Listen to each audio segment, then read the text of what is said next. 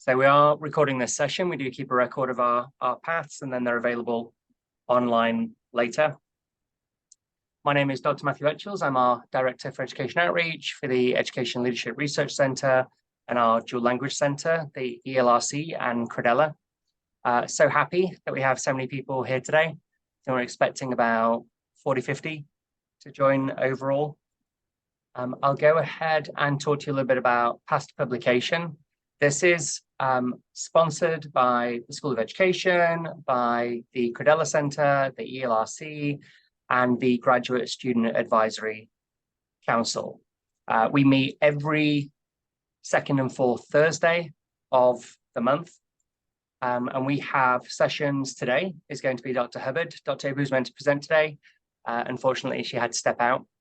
For this one on 9/21, we will have Dr. Chuck Huber talking about the power of sample size and the basics. On 10/12, we will have Finding the Right Collaborator, bringing your 2 steps to a disco, and that's by Dr. James Flecky.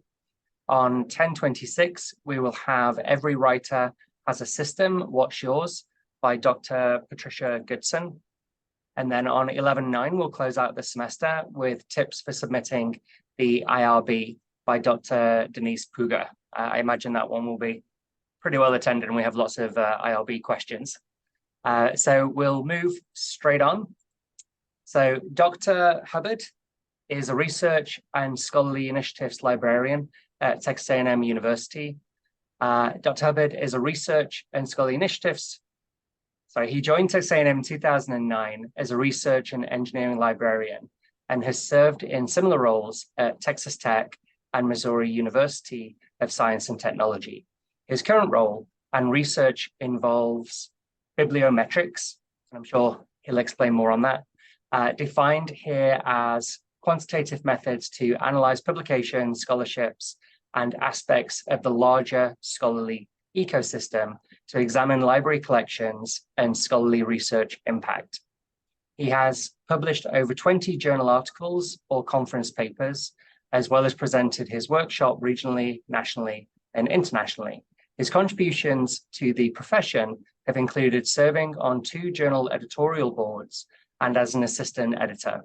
David received his bachelor's in chemistry from the University of Missouri, St. Louis, and a master's in library science from the University of Missouri, Columbia.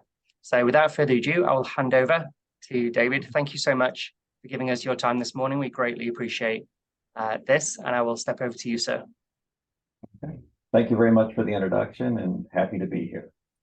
So I was asked to talk about this title here, The Evils of Publishing, What to Look Out For with Predatory Journals. So I am in the chat. I'm going to try to, let's see if this pastes in there. I've pasted a link into the chat, and that will open up a PDF version of this PowerPoint.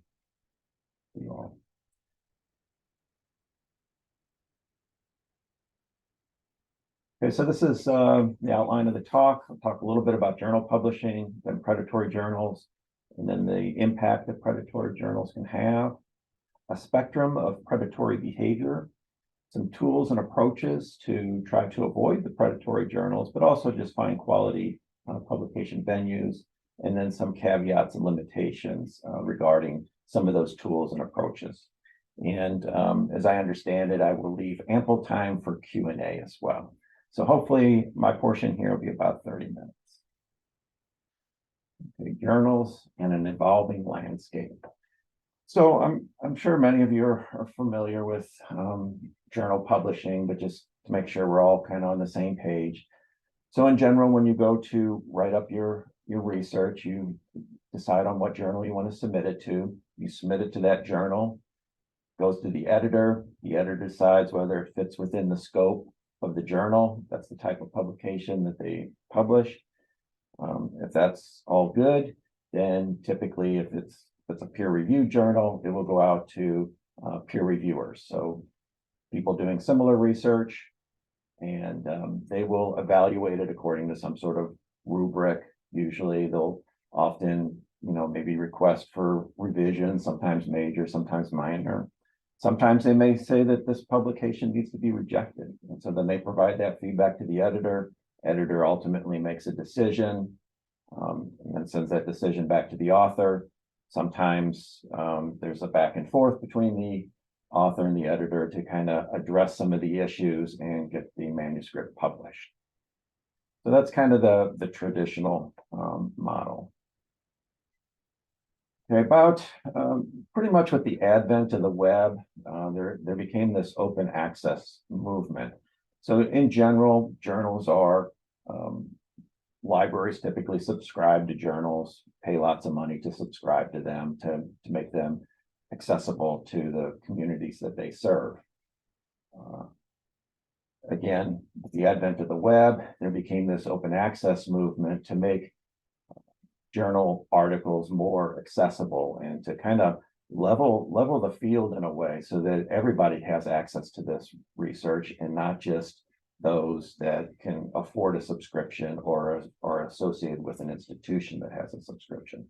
And this is also part of a larger open movement, if you will, too. I mean, we talk about, there's also like an open data movement, and that also impacts journal editorial practices. So more and more journals are asking, we want you to make your raw data accessible so that people can try to reproduce your research. And then there's open source, just kind of a general open movement, if you will.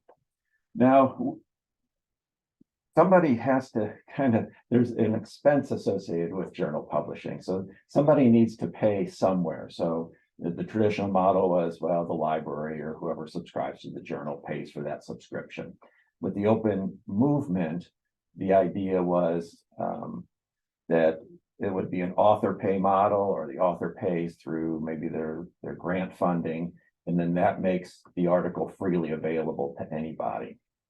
And so with this development, kind of emerged these predatory journals. So since the authors are paying to basically have their work published and then to make it freely available to everyone, there was kind of this new business model. And so there are actors out there that thought, well, we can make lots of money charging authors to publish their articles. Where the predatory part comes in, and we'll talk more about that in detail in a moment, is that maybe they don't do what they're supposed to be doing in terms of the editorial practices. One of them, I don't know, within the last few years, there's kind of been also these mega journals. And some of these mega journals are high quality, but these are journals that are publishing a large number of articles, sometimes as many as 10,000 a year, which is more than an article an hour, 24/7.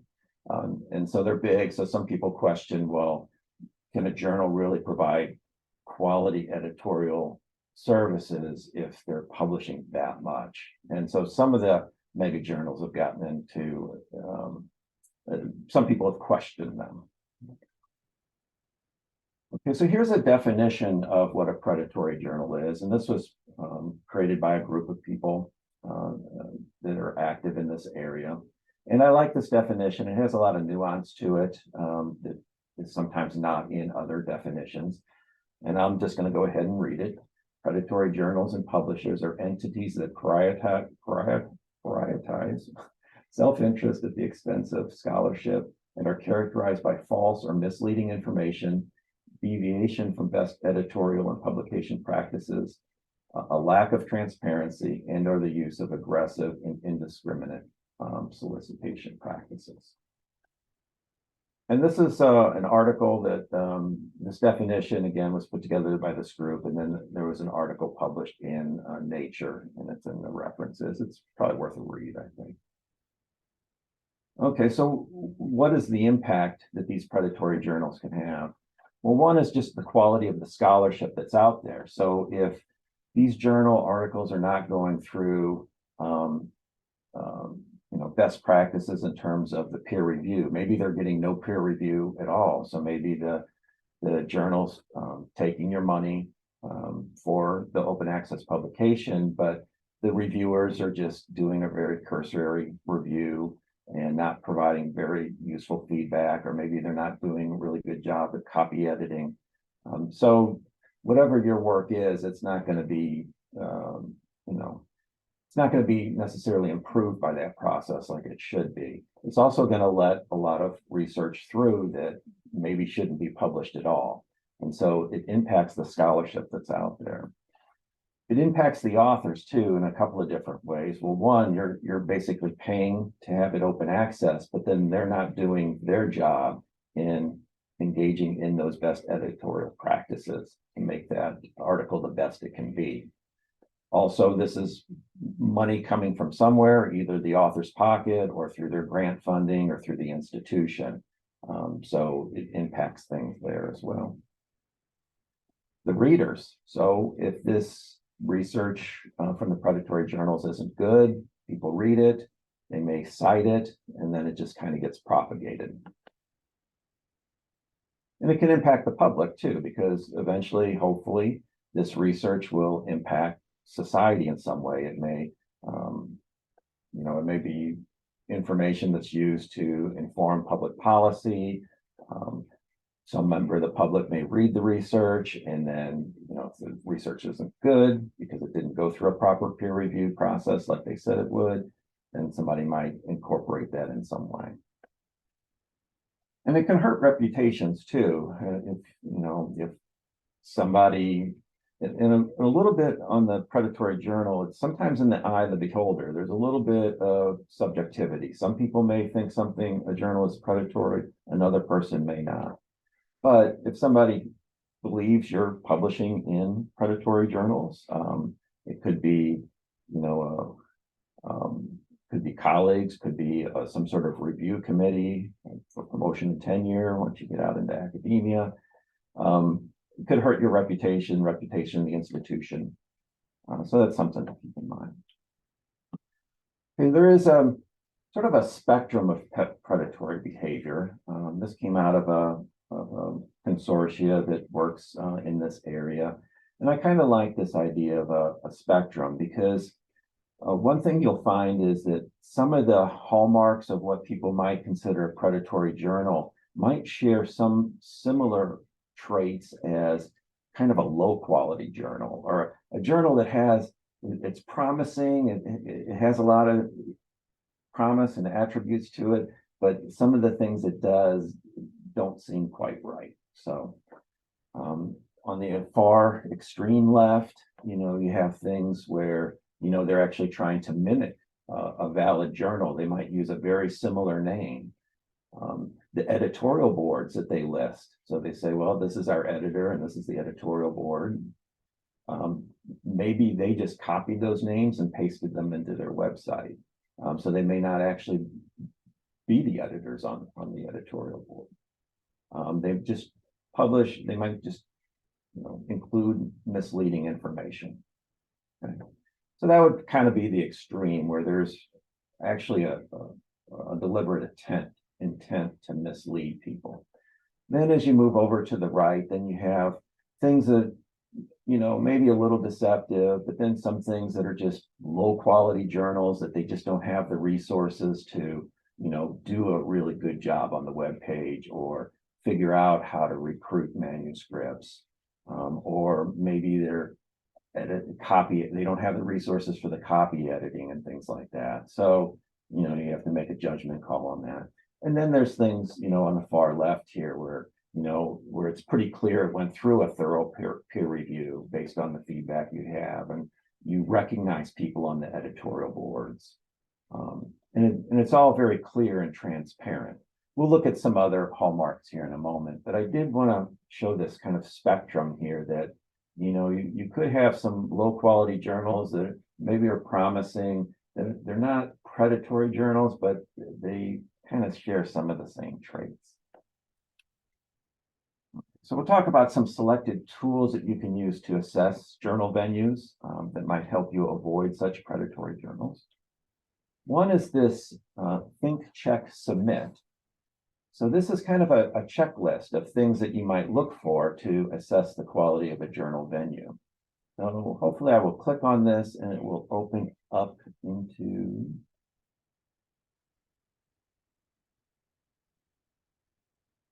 And Matthew, did that work okay? Right, okay.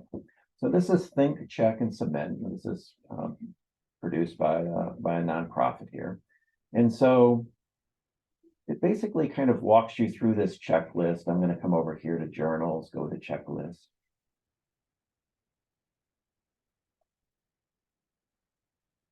So when you do, we'll talk about looking around for journal venues in a little bit, but you'll decide on a journal venue. And again, people are having concerns about predatory publishing. If you click on this link, there'll be some more information about predatory publishing. I'm going to go ahead and click on it and just going to show that, what that web page looks like here. So it can kind of go by other names, fake journals, questionable journals, things like that.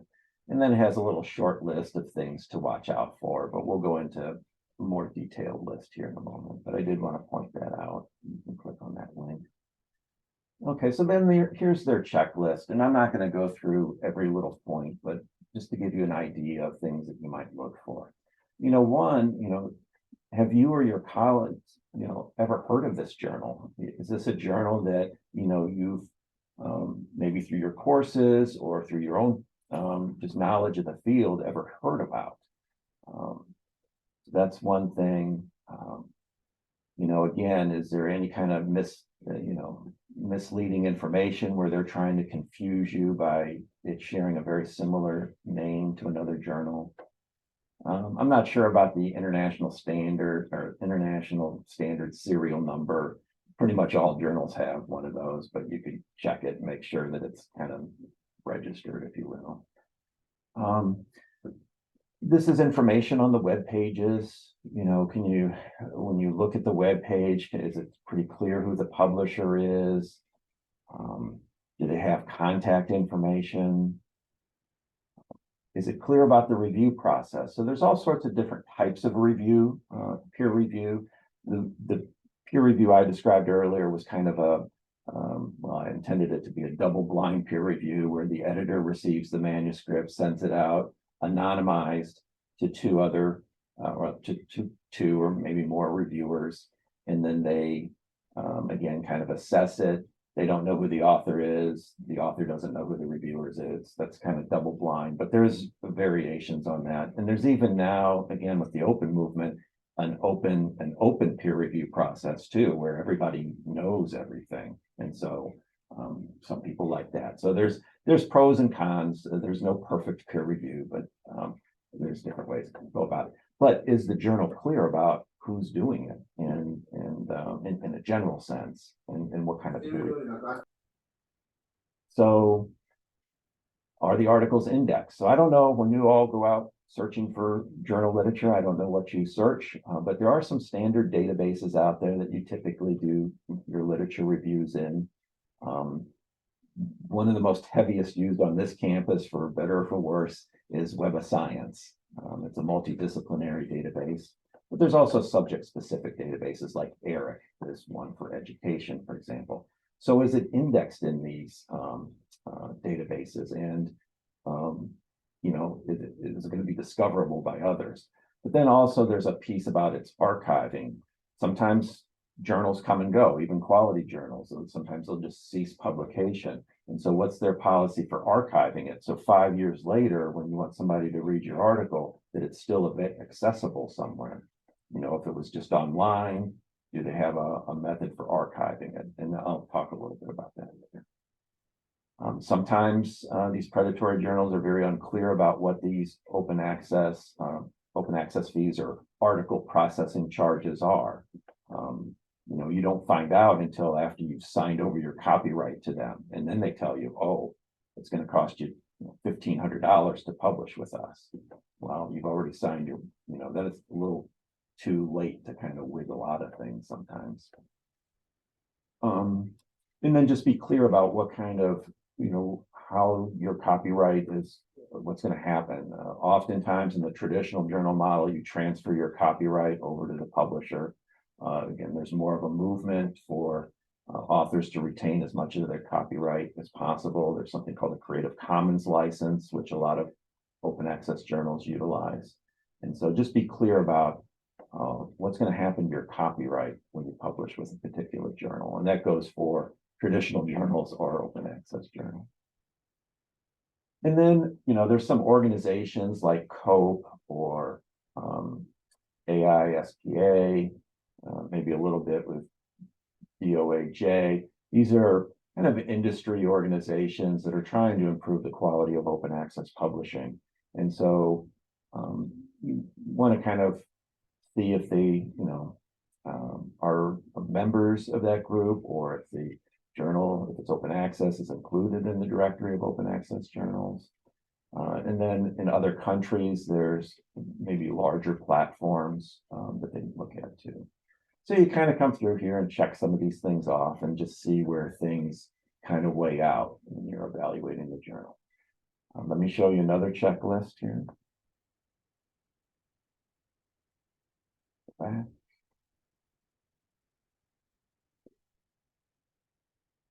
we back to the PowerPoint, Matthew? Is that correct? Okay. So here's another one, and this was created by those organizations I just mentioned, Principles of Transparency and Best Practices in Scholarly Publishing. We'll click on this. Hopefully this will. Here. Hopefully you're seeing that now, correct? So Principles of Transparency and Best Practices in Scholarly Publishing. And it's kind of a similar thing, like the name of the journal, is it unique and not confusing? Attributes of the website. Do they keep a regular publishing schedule? How are they archiving this? How does the copyright work? How does the licensing work? Different aspects of the journal editorial processes, like do they have certain policies in place, regarding, appeals or complaints or conflicts of interest, or how to handle corrections and retractions. Ideally, these are policies that most journals would want to have in place. And so the lack of them can sometimes raise red flags. We go back to the peer review and how that works.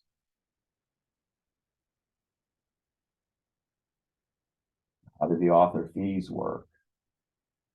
The author fees for open access journals range from anywhere from $0 to over $5,000 per article. The average is probably about $1,500. It's an FYI.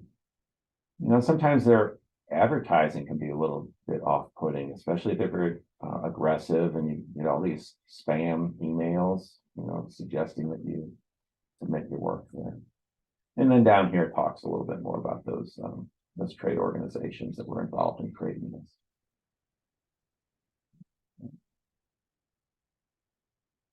Databases, we talked a little bit about this. So just kind of asking yourself, is this journal indexed in a place where I would go to search for journals on this topic? So Web of Science, ERIC, maybe some other databases. Journal citation reports. So this is based on data from Web of Science. And what this does is Web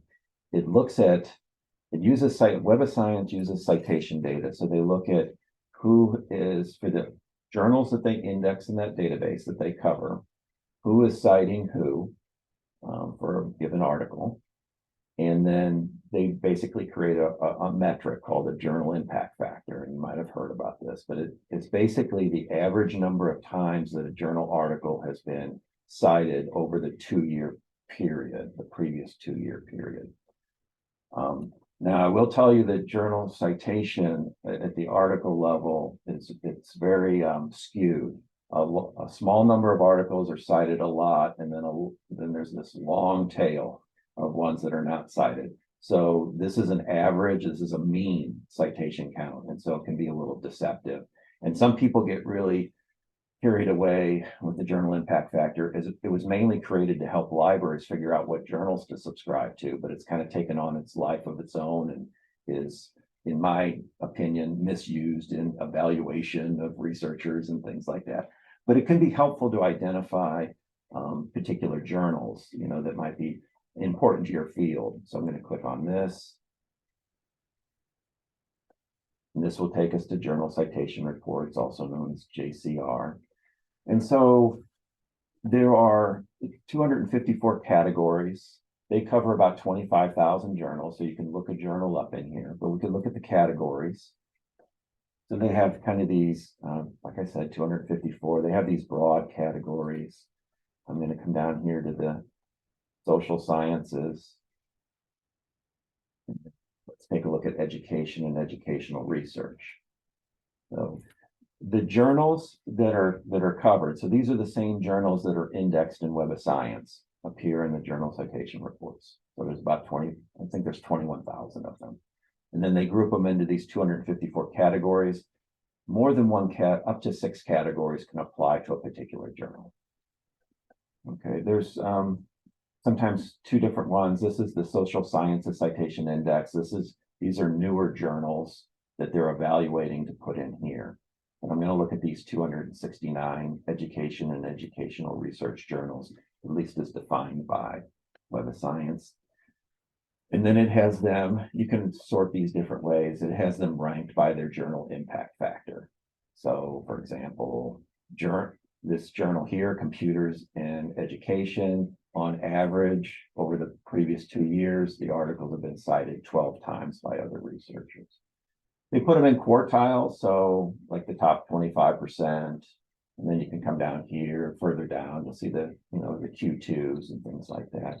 I wouldn't get too caught up with these numbers. The Q1, I mean, it might be good to be in a Q1 or a Q2 journal, kind of in the top 50%, but that's completely arbitrary. If you click on this, it'll open up and you'll have some more information about the journal. The publisher here is Elsevier. These are the categories of the 254 categories it was put into.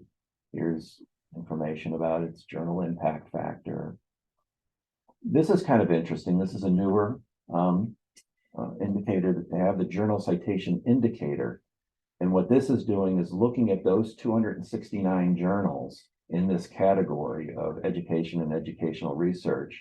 And it's saying that the articles in this journal are cited basically 3.75 times more than other journals within that same field. So again, you're kind of getting an idea of maybe where this journal ranks within the field. Could talk all day about journal citation reports here, but we'll go on other things here.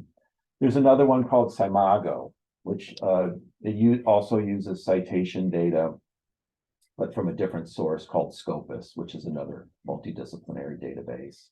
I think we're going to pass on that. It'll be kind of similar. Well, I'll go ahead and click on it. It ranks it a little bit differently. And so we come here, we can look at journal rankings, subject areas. I think we would go down to social sciences here.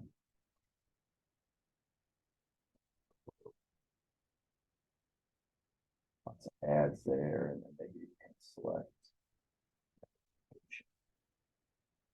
Okay, they have a different metric here, and their metric is based on the other journals that are citing this journal. So it's weighted. So they're saying, well, a citation from this journal is more important than from another journal, whereas Web of Science treats them all kind of equal. So the ranking here is different.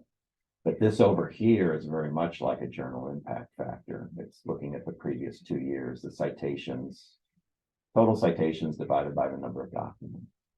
But these lists tend to be a little similar, but you might find differences. Okay.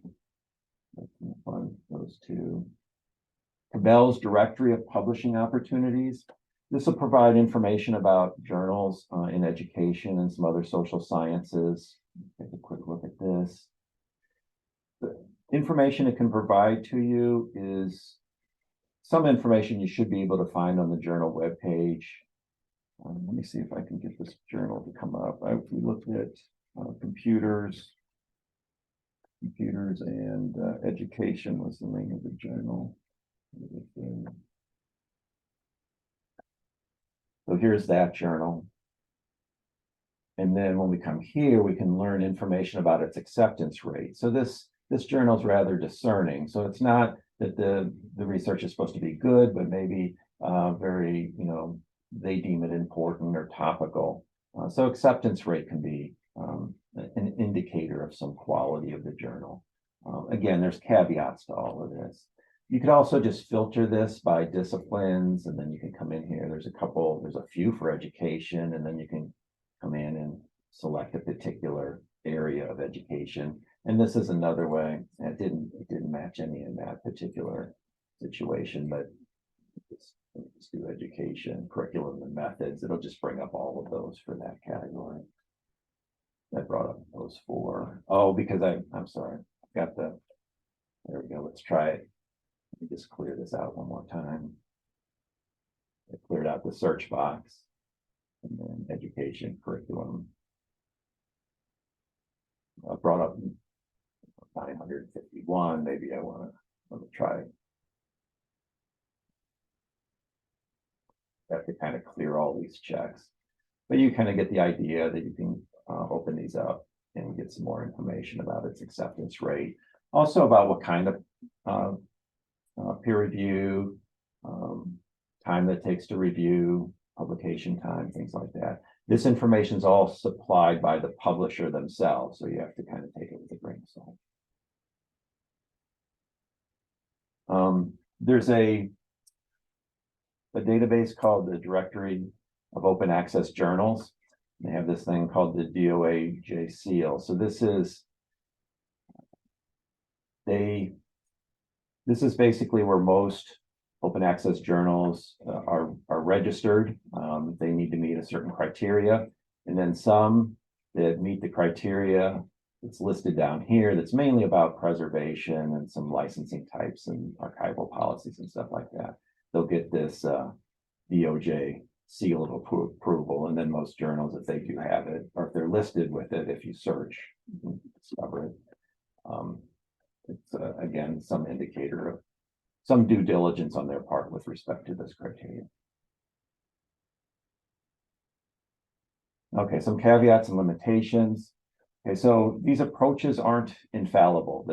You could go through and you could check all these boxes, and there could still be an issue with the journal. And I'm actually talking to a researcher on campus where that's the case, where this journal would have looked fabulous by all this criteria, but there was an issue with it, and it actually got delisted from journal citation reports because the Web of Science and Eric, and they have selection policies, and they just thought that there were some issues with the journal, so it was delisted. Again, a lot of what I showed you was based on these citation metrics. There's other considerations. You might look to journals that are published by professional societies, or commercial publishers that you're familiar with. Or maybe the quality of the individuals that are the reputations of the individuals that are serving on the editorial boards when you go and look at the website. Talk to colleagues, talk amongst yourself. Is this a good venue? Not so good venue? What do you think? What are your experiences? Some people advocate for journal lists, like this is a list of journals you should not publish in. This is a list you should publish in. Personally, I think individuals should kind of make that choice themselves. Academic freedom, decide what venue is the best for them, given their audience. I'll just say that about that. And then again, you're just kind of looking at the preponderance of the evidence. You could still, go through all this and still have questions about it, but do your work, and then you just kind of have to kind of trust your judgment on that. And there's some references cited, and I am ready for questions. You can put them in the chat if you want. There might be. Let's see if there are any questions. We can do it in the chat, or sometimes folks are comfortable unmuting themselves and they can ask the question directly. We can go both ways with it. But thank you so much. That was a very, very informative presentation, and we appreciate it greatly. I was clicking through some of the links that you were sharing. I think one of the things that has come up a lot is we're all pretty aware now of the kind of crisis we have for finding peer reviewers, and that was exacerbated during the pandemic. And I know for the journals that we do in the centers, we go round and round sometimes, trying to find, really solid, high quality reviewers that you're not leaning on too much to come back for too many reviews. I mean, that's the problem, right? You find good folks and then you just keep sending them articles because they'll get it done. It can easily become a full-time job.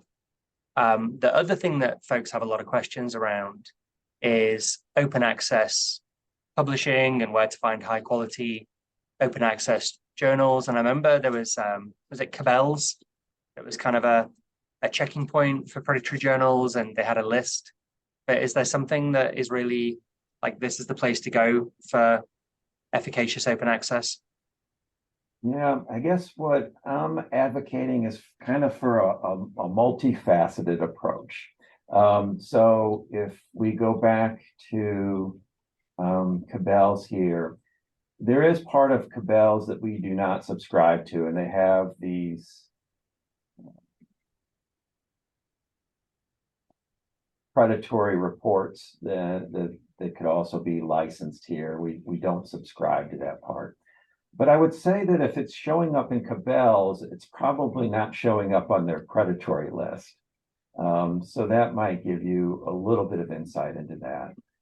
Now, in journal citation reports, and that's what we're all looking at, correct? Journal citation reports. Yep. We go to the categories, and so Web of Science does have they have in all databases, they have a selection policy on how they're going to go about evaluating journals to include in this. And historically, Web of Science has been pretty good about trying to be as selective as possible. Now, over the years, they've gotten less selective as they've experienced some competition from similar products, and so they wanted to make themselves larger. But there's a process, and sometimes they'll, like I said, journals will become delisted from this. But so their inclusion in here is saying something about the quality, though again, stuff happens. But if we come to the categories, we can identify open access journals that are indexed in Web of Science. So if we come down here to the social sciences again, and then we're going to click on education, there's other areas of education here. And there might be some related fields. I'm going to go with this group that's in the social sciences citation index. And then we can filter over here by different things. This reminds me, I just saw something about countries and regions, and I need to remember to say something about that. Matter of fact, let me go ahead and say it right now. Okay, so this was passed on to me by Dr. Irby. And so I believe for various reasons, there are some countries that we don't want to publish in. We don't want to publish in venues that are hosted in these countries. And so North Korea, Iran, Russia, and China at this point in time. I don't know all the details about that, but I'm the messenger on that and just conveying that. So here we are. Again, we pulled up those 269 education journals here, and then we're going to limit by open access. And so we wanted, there's different colors of open access. Gold open access means that it's free for anybody to read. So we want it to be gold. Apply. So now this is limited. Those 269 journals, 20 of these are open access.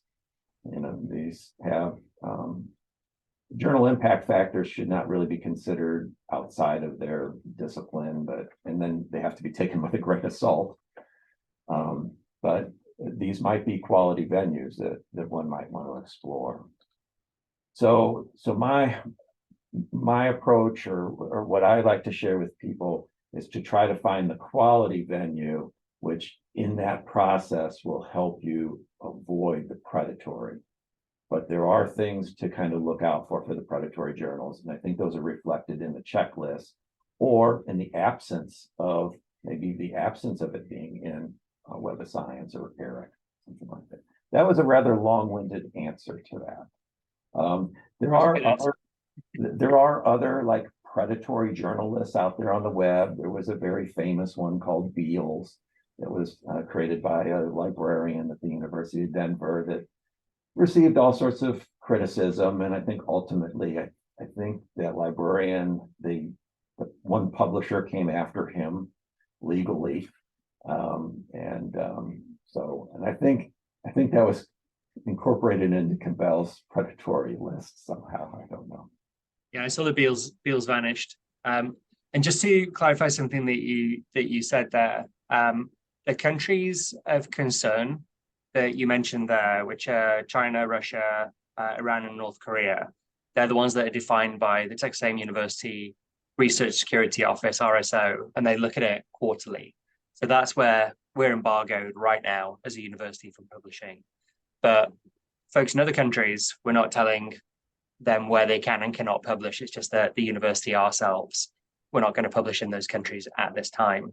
We did have another question that came up real quick. We've got just a couple of minutes left. Could you reiterate what you said about the unintentional misuse of a journal's impact factor? Sure. Again, it was primarily to help libraries figure out which journals are important and should be included in their collections. So how it could be misused is, well, one, taking it a little bit too like, this one is number one and this one, number three kind of thing. Well, they're all kind of quality journals in Q1. So maybe over relying on this, or again, with promotion and tenure committees or other individuals that might evaluate your research, they might just look at the impact factor. They say, oh, well, this is 6.7, or they might look at your journal and say, oh, well, this is only 2.5, and then make assessments about your research just based on the impact of the journal. But your research may be widely cited. As I said, these metrics are very skewed, but it could be widely cited and it could be high quality research, but people are making judgments about the venue and not the content of the research. And I think that's the greatest misuse. Or, again, an organization can decide, oh, we're only going to publish in the top 10, journals according to, Web of Science, or I'm sorry, journal citation impacts, journal citation reports. So. Well, thank you. Well, I wanted to let you know, I know I mentioned it at the very start, but we have a number of our Memorandum of Understanding partners, our international partners are here. So we've got partners from Cambodia, from Kenya, from Georgia, so all over, and we've got 58 folks. A lot of the people here today are from other countries. So this is really pertinent to them. But I wanted to kick it over to one of my colleagues in Georgia, Dr. Anna Abasadze, and she just wants to sort of say a few words on behalf of Groene University. So go ahead, Anna. Dr. Hubbard, first of all, thank you so much for the interesting and useful lecture. Dr. Richards, thank you so much for another opportunity to be involved in the Path to Publication program. I would also like to use this chance to congratulate you all on the remarkable achievement of being recognized #1 university in Texas by the Wall Street Journal and as #6 public university nationwide. This is indeed a tremendous honor and a testament to the outstanding work that you all are doing. Congratulations on behalf of the Grigorova-Bakidze University. We're immensely proud of that. Once again, we are very appreciative of our successful partnership so far, and we're eagerly anticipating further opportunities to collaborate. And just a quick note, also, Dr. Richards, it would be great if we could share the recording later with some of our people who couldn't join, as I don't know, they had some technical difficulties. So it would be great if we could share that so that they could also see this wonderful lecture. Well, thank you once again, and it's great to see you all again. Thank you, Anna. We'll have a whole website of past publication coming pretty soon. We've got our marketing communications department is working on that as we speak. So we will see that very soon from us. Thank you. Thanks, Anna. And we've also got Dr. Just pull up my chat again, it closed on me. We have Dr. Obino is here from Kenya as well. Dr. Obino, if you want to say a couple of words on behalf of Kenya. Or any of our Kenyan partners, if you want to say a couple of words. Hello, can I be heard? Yes, absolutely. Go ahead, Dr. Obino. Thank you so much, Matthias. Thank you, David, for the wonderful presentation. I'm Dr. Paul Obino from Kibabi University, Kenya. I think this is a wonderful opportunity. I personally did not manage to attend the last series of presentations on path to publications that you aired because of other issues I was engaged in. And I made a decision to attend this series. I want to thank you so much, even for the partnership we have had and the opportunity you've given us to learn a lot from it. I want to hope that we will continue to work on a number of areas of our partnership for the good of our two institutions. Otherwise, thank you so much. Thank you so much for your kind words, Dr. Obino. And I'll go to Dr. Prema. Dr. Prema is one of our colleagues in Cambodia supporting our project. So Dr. Prema, would you like to say a few words on behalf of His Excellency, Professor Chamroth? Well, I would like so much to express our great appreciation for the tremendous contribution that Texas A&M is having in helping shape educational professional development for teachers. It's of course it's starting, and so we just so appreciate that effort, and also we appreciate the opportunity to attend this series. And thank you so much, Dr. Hubbard, for giving us such an excellent overview of how we can start to publish once the students at the university get to the point where they feel comfortable with doing that. So we appreciate so much this. Thank you so much. Thank you, Dr. Prema. Well, we've got folks in the group here who have gone from being undergrads to graduates to doc students. We've got some postdocs. I see some colleagues here, Dr. El-Faraji, who have come through the center and they've done research with us. They've worked on grants. Now they've gone off to be tenure track professors at other universities. So we know from our data that the ELRC in Cadella is an incubator for success and an incubator for global partnerships and an incubator for innovation. So we're very proud of all of that. I'll close out real quickly. So you have been watching today the evils of publishing, what to look out for with predatory journals with David Hubbard, Research and Scholarly Initiatives Librarian at Texas A&M University Libraries. And we have our paths every second and fourth Thursday of the month. You should have seen a flyer by now. If you haven't, then you should speak to the Director of Education Outreach when you find him. Please follow us on our social media at ELRC-TAMU is one of the easiest ways to connect with everything that we've got going on. There's a whole lot going on in the ELRC in Cadella. If you have any questions about paths, feel free to email our grad student who supports this professional development, Christina Hall. And if you need anything in terms of education outreach in general, or you're from another country and you want to partner with us, shoot me an email at Dr. Matthew Etchells, matthewetchells79@tmu.edu. This has been a great start to this semester.